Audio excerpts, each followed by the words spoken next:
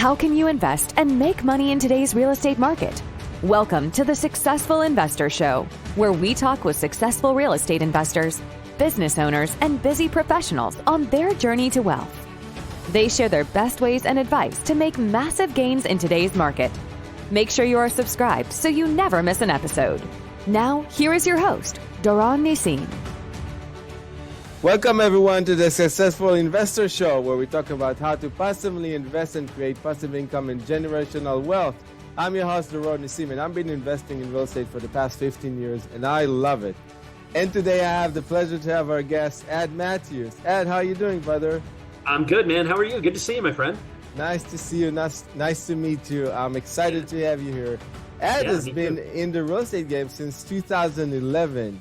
He's been investing in multifamily and single family, and he's been actually retired from startups, Silicon Valley startups. So I want to hear how you got into real estate. I want to hear your story and your background from Silicon Valley. And yeah, I'm excited.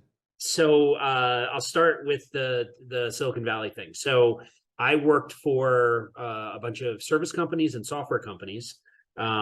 And most of them you and your audience probably have never heard of, but that's okay. And the last one is probably the only one you've heard of, which is DocuSign.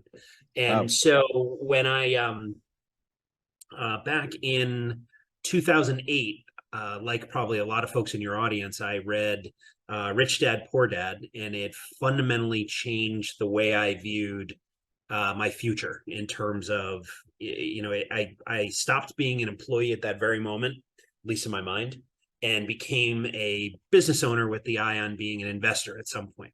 And so the way that I wanted to move forward was obviously in real estate.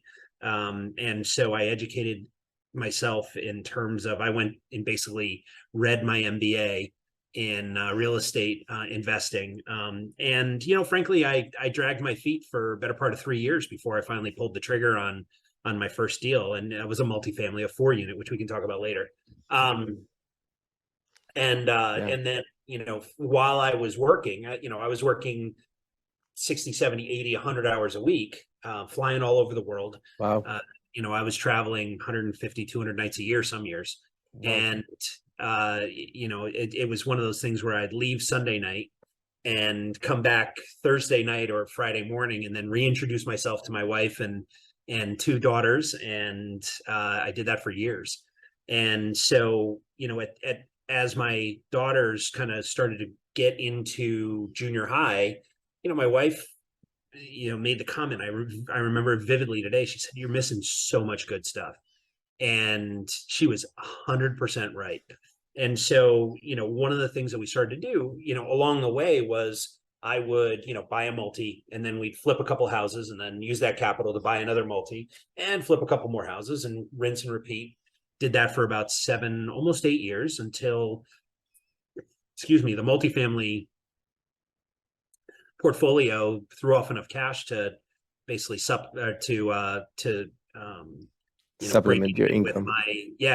Break even with my income. It was, I was making as much from real estate as I was from corporate America. And that made the decision very easy to leave. So 2018, I went full time, and I haven't looked back since. I'm fond of the Cortez story where, when he came to the New World, first thing he did was have his men burn his boats. Right. So they were well motivated to make their life in the New World successful. And I certainly did that.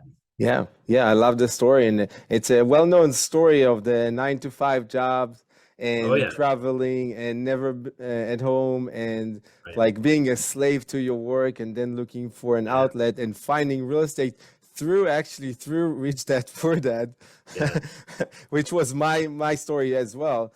And it's funny because I think Rich Dad Poor Dad transitions so many people into real estate. I don't think the author Kiyosaki actually knows how many people he changed, how many lives he changed through that book. Millions. Yeah. And yeah, and I love the story because real estate is financial freedom. It can give you the freedom to be with your family, the freedom to travel, the freedom to do whatever you want to do and still be in your business or work on your business. So yeah. Exactly. Yeah, right I on. love that. Yeah. So, I mean, in all your journey of real estate, since you started flipping and buying and then selling and buying multifamilies, do you have like a specific deal that you remember that was like amazing deal that we can learn from? Yes. So I have a few, but I'm going to pick one. It'll be my first building I ever bought. And it's the reason why my company is named Clark Street Capital. Oh. So part of that 3 years between '08 when I read Rich Dad and actually pulled the trigger on a deal, I met this amazing broker. Her name is Amy Rio, and she was helping me figure out what I wanted to do in the real estate world. She was not only a broker, but also a real estate investor, and her husband is a general contractor and did all their flips. And they're just an amazing couple. And so Amy, wherever she is, I haven't seen her in a couple of months, but if she's possibly listening, thank you, Amy, for the story I'm about to tell. So basically what happened was we would go out and she would show me, I wanted to get into the multifamily business. And so she would show me a property and it needs a new roof. I don't think I want to take on that responsibility. And okay, next. And we did that like 18, 20 times. Wow. And we finally came across this four family that was in East Hartford on Clark Street. And I'm in Connecticut, by the way. And so Amy, we walked through the property and, it was actually in really good shape. It was a foreclosure. The person who had it beforehand was in the middle of rehabbing it, ran out of money, and just basically left the keys on the counter. I bought it from the bank.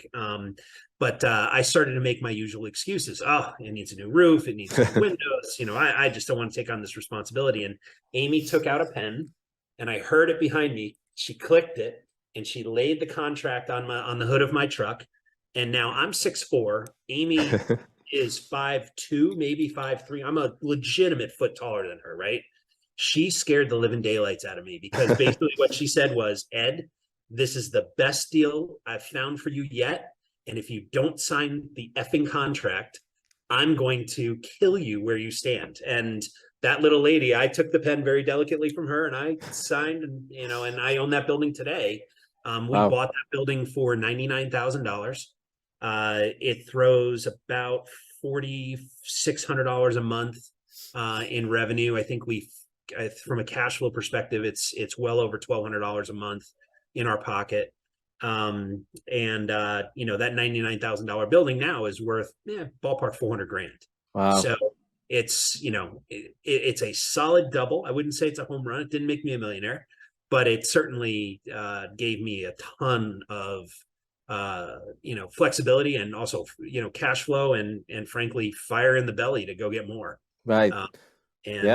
So I've had bigger deals, but that's my favorite. That's the favorite one. Is usually is the first one. It's the one that starts everything and the one that fuel and give you the motivation to find more and better. And and I love the story how she forced you to sign the contract. Oh yeah, I was positive she was going to kill me right there. So And I know the feeling. Like I see a lot of procrastination with people that's trying to get into real estate. They don't know, they maybe yes, and it goes for years and years, and you need that somebody to push you into that first deal. It's so true, and I meet investors all the time. I was I owned a part of with a couple of partners, the local RIA here in Connecticut. And, before we acquired it, they had, I don't know, probably about 600 students, investors that went through the program. And I asked the owner who was selling to us, I said, how many of those 600 are actively investing? And she said, 30, 40. Yeah. And I was shocked because, it was a lot of work, right? It was 12 weeks. And it was also a lot of money, right? I mean, it's thousands of dollars to go through that program. And so I got curious and I started calling all of the students and tried to figure out, okay, how can we help? I mean, you know how to do this now. What's stopping you, right?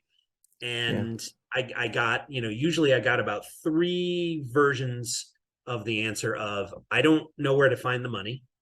I don't know where to find the deals. And I work too much, or I have too many responsibilities. I don't have the time. Right. All 3 of them were excuses that I used in that 08 to 11 timeframe. And all 3 of them said the exact same thing no matter what the words were coming out of their mouth, what I heard was, I'm afraid. Fear. And it's fear, and, I tell people all the time, of course you're afraid. It's a lot of responsibility. I mean, if your hand doesn't shake when you sign that contract, you are signing on not only for your financial well-being and that of your family, but you're also providing, in my world, I'm a residential guy, right? Multifamily. You're providing a home for, a whole bunch of families. Right. And if you don't have that figured out, a whole lot of people are going to get burned. And so if your hand doesn't shake, you do not understand the magnitude of the responsibility you're signing up for. Right. Yeah. So, yeah. Exactly. Yeah. And it's great that you actually made the calls and trying to figure out how to help people. But sometimes people are just too afraid, or they caught up with things and they don't want to move forward. Yeah. Then I was like a dog on a bone. I was like, all right, I'm going to get you over the hump, because, my story's not unique, but I was, in a lot of debt, and, now I'm not in a lot of debt. And, well, I'm in good debt, in terms of mortgages, but not, cars and credit cards and all that. Yeah. My debt produced income. Right. But there was a time where it was eating me alive, and it's terrifying. Yeah. I've been there. Mm-hmm. So, my mission then became to help these folks get over that hump. And, we did a lot of good, and, still working on it. I've since left the RIA to focus on my business, but they're still doing good work over there. So that's awesome. So, I mean, in your career, since you started to buy, was there a deal or something that you wish you didn't do in real estate or in business? Yes. So, right after I went full-time back in, I think it was like late 18. No, it was mid 2019. I had closed on a 5-family in New Britain, which is one of the kind of secondary cities here in the state. Good working class town, right? Everybody, it's the folks that crank a wrench for a living. It's the folks that pour your coffee at the local diner. It's the folks that check you out at Walmart. They're good, hardworking people. That was the resident base. And so I bought a 5-family there, and it was going great. I think I owned it for a week or 2 at that point, right? So we're making, we were repairing relationships with the residents. We were starting to do work, and I got a phone call from the property manager I was working with at the time, and it was at 6 a.m. And I don't know if you've ever had that phone call. Yeah, I see the eyes. When your property manager calls in the middle of the night or very early morning, it is 100% never ever good news, right? Right. And so I picked the phone up and like, oh, what happened? And she said, nothing to your buildings, but the building next door burned last night. I turned on the news, and I flicked on the news, and lo and behold, the 10,000 square foot 12-unit building right next door to my 5-unit was on fire. And first question, anybody hurt? No. Second question is my building damaged? No. I'm just letting you know, because I know you watch the news and you're probably gonna freak out. And I'm telling you, I'm standing in front of your building and everything's fine. Okay, cool. First off, you're awesome for checking it out, and then thank you for calling me. So this began the story that, for the question you just asked. I then realized that I brought in a structural engineer. I got curious, and I wanted to find out how bad the building really was. And so I don't do this. What I did was not legal. So, but I'll tell you what I did. I grabbed a friend of mine who's a structural engineer, and we may or may not have walked inside the building and checked it out to see how bad it really was. And the 12 unit, you mean? The burned out building. Yeah. Right. So we spent about an hour in there and looked around and realized that it was, let's just say there was a lightning strike in the roof and a lightning strike in the basement at the same time. And the guess. So the authorities were very curious about that. And so I don't ever know what happened about it, but the structural engineer told me it's actually not that bad. You can fix this. And, I had flipped, I don't know, that dozens and dozens and dozens of houses at that point. So there was very little that kind of, from a construction perspective, my guys and my guys knew how to fix a lot. Right. And so we then start to skip trace and figure out who the owner is. And I found him. Actually, a friend of mine, Ron, found him, and we negotiated a deal, and I bought the property for $50,000 and thought, okay, this is a great deal. It's going to cost us, $500,000 to $600,000 to fix it. First step in a building like that is you secure it, right? So that means locking everything down so guys like Ed Mathews can't get in and check it out. Right. Exactly. So we locked everything down. We boarded all the windows, all that. And then second step was to get it weather tight. And so this is the oh no part of the story. So I'm in New York. I'm in meeting with friends, and then I'm meeting with investors, and then I'm going out to dinner with friends. Right. So I'm in New York the whole day. And I get a phone call, and my contractor had said, so I'd hired a general contractor who I vetted and checked out, and he's a superstar. He knew exactly what he was doing. He was well thought of in the area, great references, and so I asked him to remove the burned out decking on the roof and the rafters supporting that. And leave everything else, leave all the support infrastructure on the fourth floor. It was a brick building. And so he said, okay, no problem. And I go off to New York, and I get a phone call. Hey, we've had a problem at the site. The fourth floor back wall collapsed. First thing I ask is, okay, is everybody okay? Yep, everybody's fine. No one was hurt. Okay, good. Now what the F happened? Right. So it turns out the general contractor hired a subcontractor who I didn't vet, and his guys went in there unsupervised and cleared the entire fourth floor of all infrastructure, everything. Oh my God. Roof, rafters, joists, support, everything gone. And so what happened was 50 feet long by 14 feet tall, 3 courses of bricks fell off the building and into the back parking lot. Gets better. So I said, okay, well, have you braced everything else? We're going to do that. Okay, do that now, right? And my next phone call is to the building department, the fire department, and whoever else I had to talk to in City Hall to say we were on top of it. And I called my buddy, the structural engineer, again, and said, I need you there now, right? Yeah. And I need to know if it's safe to go back in. And if it is, then my guys are going to brace this. If it's not, then I need to know that too. And we got to call the fire department and the police department. And so found out that the building was relatively stable, amazing. And so by the time that part of it got thumbs up, now this is the mayor's on site, the building officials are on site, the department's on site, the police are on site. I'm 150 miles away in New York, and I'm trying to manage this. And the front of the building, which hadn't been braced yet, so that was 50 feet by 18 feet tall, 3 courses of brick, falls into the building. No one was in the building at that point, but it shattered all of the floor joists on the 3rd floor because it was a lot of weight. And that was all she wrote as far as that building goes. I finally get there, and the building official, who's now become a friend of mine, turned to me and goes, "Hey, free building." I'm like, I don't know about that. We're going to have to figure out what the heck happened.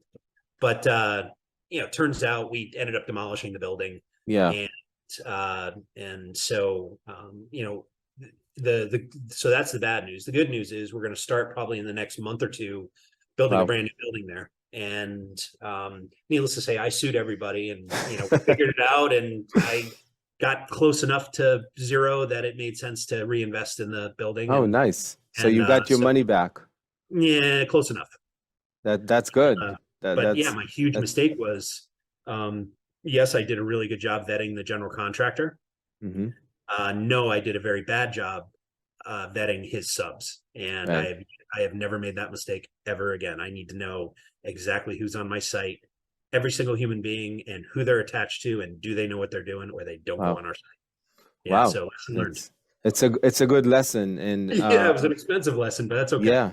But that's how you learn. Yeah. Usually you learn from failures and not from successes.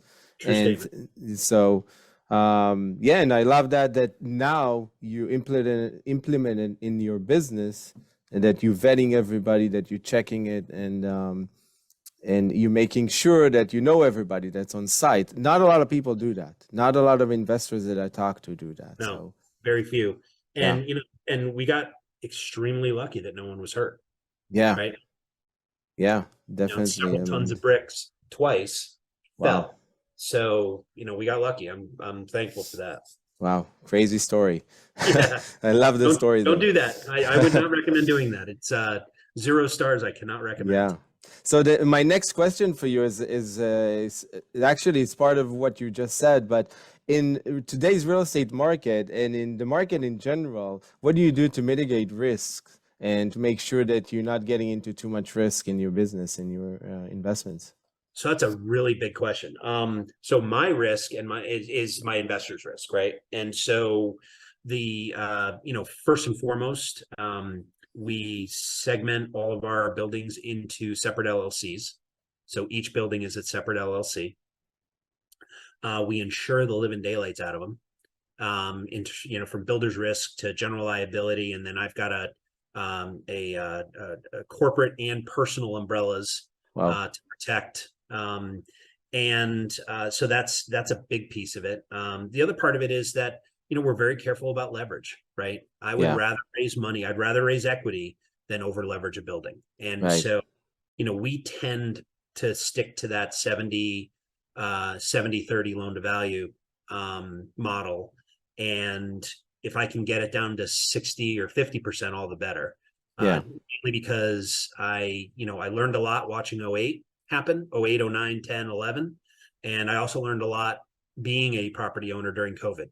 And both taught me that, you cannot be more, too conservative is not a possibility. In fact, I met one gentleman, he's in the industrial space, and he doesn't even take on debt. He raises 100% equity, and then he operates the building. And then, once it gets stabilized and, the value grows, they sell it. Right. Yeah. That's attractive. I don't have those kind of networks yet, but maybe some. Yeah. I just had a podcast guest that he was saying, and he had a lot of properties foreclosed back in 08 through 12. And he said, I'm doing everything cash, no leverage. Yep. So it's the same mindset. And that's because he went through a crazy time.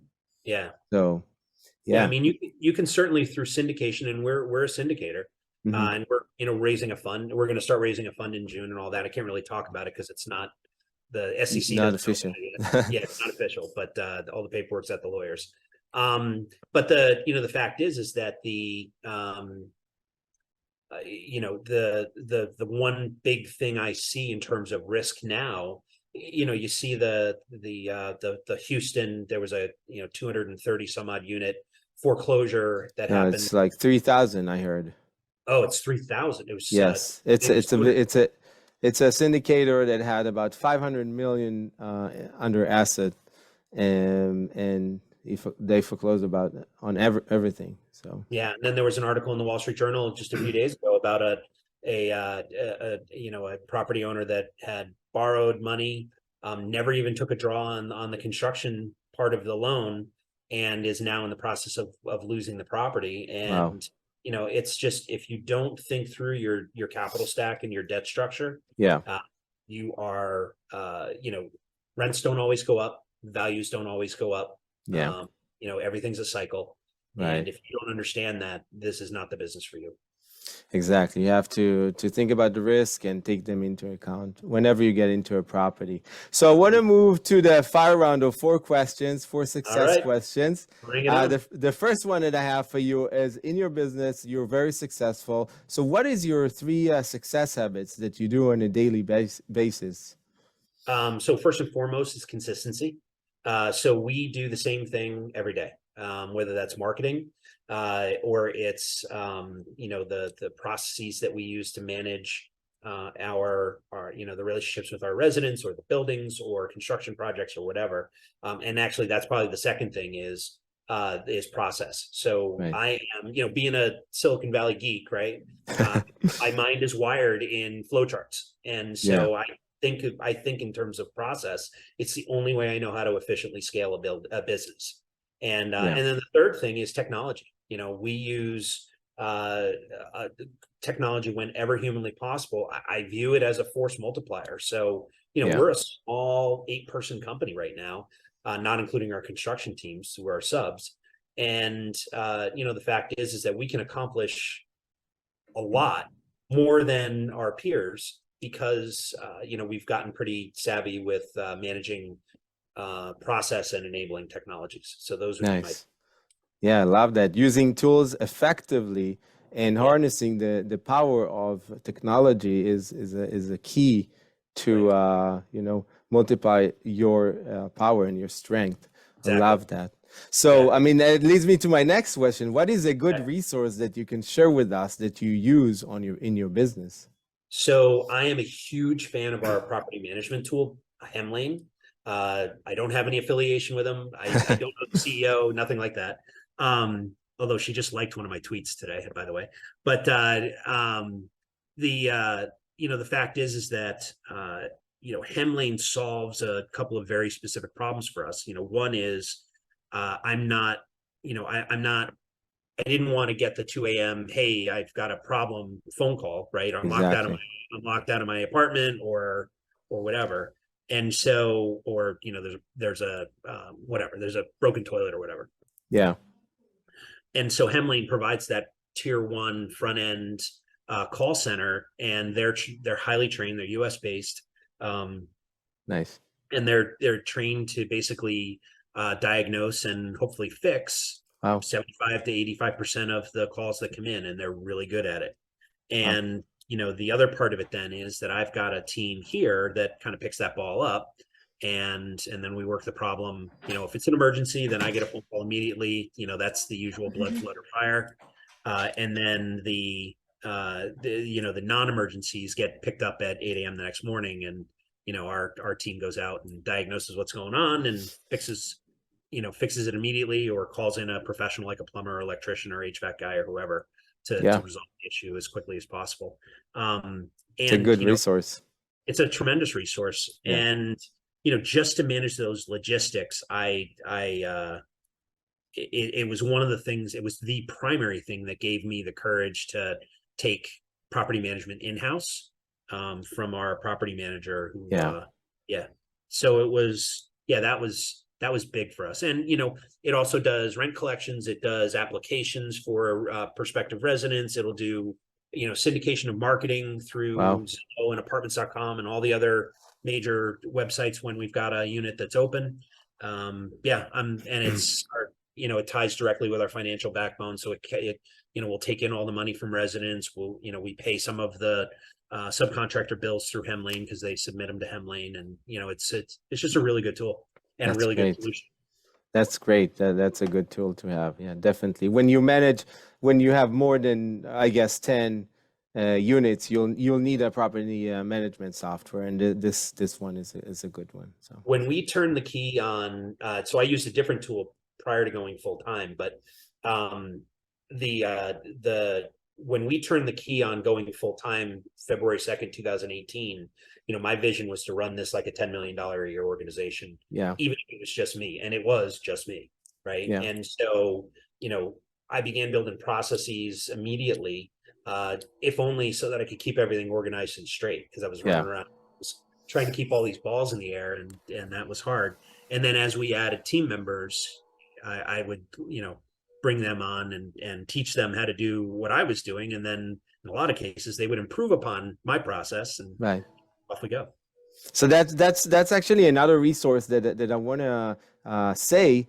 When you're building that process or processes, you can actually take that and give it to someone else, and they'll just get into your mind and understand exactly what you want to accomplish, and they can take it to a whole different level, another level, because that's only what they do. So I love that. That's another thing. Yeah, man. I mean, every process we have has a checklist or some sort of process flow documented in writing so someone can refer to it, and a video of either me or the person who owns that process explaining exactly how we get it done and the the standards that we operate to. So I love that. Love that. So the next question I have for you is for people that wants to start in real estate, they want to make some money. What is your tips or 3 tips for making money today in real estate? So first off, educate yourself. You can't know enough. And the other side of that coin is that you're never going to know enough. I learned something new, multiple things every day. And so I've been doing this for just over 13 years. And I learned something every day, right? So you're never going to know everything. So that's the second thing, is have the courage to pull the trigger, right? Find it within you to move forward and act.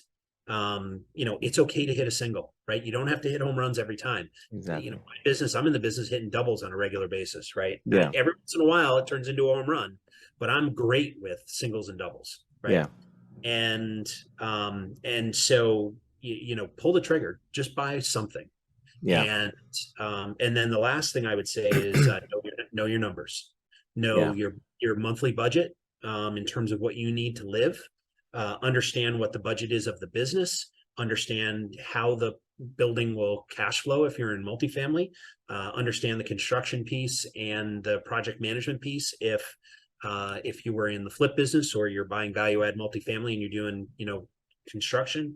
You got to know your numbers, because the second you don't understand how much money you have in the bank legitimately, and not how could I run out of money? I still have checks. That can't happen, right? Because you have a lot of people who are counting on you, and there are times where it's been tight in my world, and we do our best to communicate with those contractors, and we get them paid. I try really hard to get them paid same day. Once we walk the property and realize that they've delivered, then they get a check, right? Nice. So that's big, but you can't do that unless you know your numbers. Yeah, exactly. I love those 3 tips. So my last question for you for today is, for people that wants to invest in real estate, but they have full-time job and they can't find the time, what is your advice for them? Okay. And you said that you're doing syndication, so maybe you can tell us a little bit about your business. Yeah. So the first thing I would look at is REITs, real estate investment trusts. It's a great way to start investing in real estate and understanding how businesses like mine and Doron's, yours, work. When you are looking to get a little more active in the business, then you can look at potentially joint ventures, syndications, and very simple projects that you can execute on a weekend, like a flip, for instance, right? Yeah.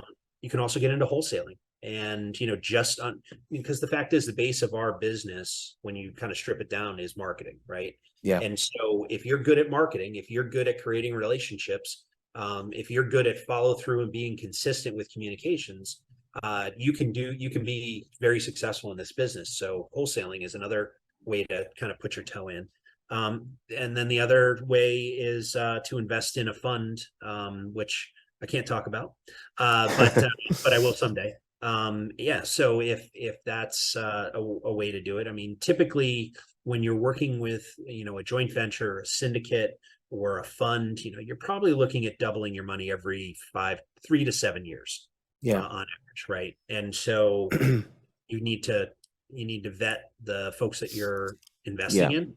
And make sure that they're good people and they understand the responsibility of what they're taking on, both to the residents and to you as the investor. But there are several really good ways to start to get involved, and you definitely don't have to be full-time. Yeah. And I love the fact that when you are investing in a fund, you're actually putting your money and you don't need to do much, and you can actually double your money in 3 to 7 years, which is amazing. Yeah, it depends on the fund. Right. But you said, you have to vet the people and make sure they know what they're doing, their experience, and they're not just going to run away with the money. Yep, exactly. I love that. Those poor guys in Houston who I've heard through the grapevine have left the country. So. Oh, wow. Yeah. Yeah, it's unfortunate, because I'm sure they worked hard. and I'm sure they did everything right, but they missed out on something. So yeah, they missed the market turn, and right. it's, it's totally understandable that happened, but it's tell that to the investors who are exactly whatever out of millions of dollars. So I love the episode. I loved all the value that you gave us, and I learned a lot, and I'm sure other people will learn a lot from you. I'm happy to hear that. Thank you. And so people that wants to get in touch with you, they want to reach out to you and learn more, how can they find you? So the two best ways would be to find me at my company, Clark Street Capital. So we on the web, we're at clarkst.com. On all the major social networks, LinkedIn, Facebook, Instagram, Twitter, you name it. We're Clark Street Capital. And then also, if I might, they can also listen in on our own podcast, which is Real Estate Underground, which is you can find on Apple, Spotify, Google, whatever. It's everywhere. And I'm happy to share knowledge. And the last thing is, I'll let you know, is that I'm a cheap date. So for a cup of coffee, which most likely I'm happy to buy, I'll meet with you for 20, 30 minutes and answer your questions and help, whatever you're looking to do. I'll tell you everything I know about the subject of your questions. Wow. That's amazing. That's amazing, and giving value back and giving back to people. And I love that. That's awesome. Yeah. Thank you so much. My pleasure. It was great. Absolutely. Yeah. Thank you. Thank you. Thank you so much for listening to this episode of the Successful Investor Show. If you're enjoying this podcast, please feel free to rate, subscribe, and leave a review wherever you listen to your podcasts. That helps others find the show, and we greatly appreciate it. Once again, thank you for tuning in, and we hope you'll join us on the next episode of the Successful Investor Show.